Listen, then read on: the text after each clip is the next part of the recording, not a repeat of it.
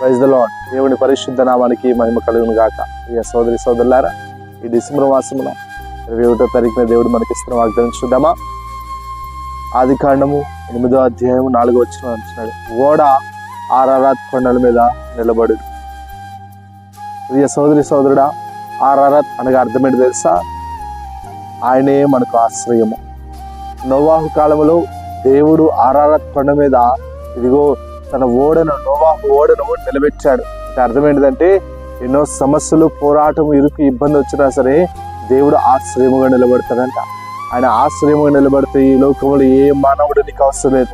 ఆయన ఆశ్రయం ఎలా ఉండిద్దంటే, ఇదిగో ఆయన ఆశ్రయముగా ఉన్నాడంటే నీకు ఏ కొదువు ఉండదు. ఎందుకంటే ఈ లోకంలో ఆశ్రయం లేకుండా నీవు బాధపడుతున్నావేమో. దేవుడు అంటున్నాడు, ఇకనైనా సరే నీ కుటుంబంలో నీకు ఆశ్రయం దొరకట్లేదా? నీ పిల్లల దగ్గర నీకు ఆశ్రయం దొరకట్లేదా?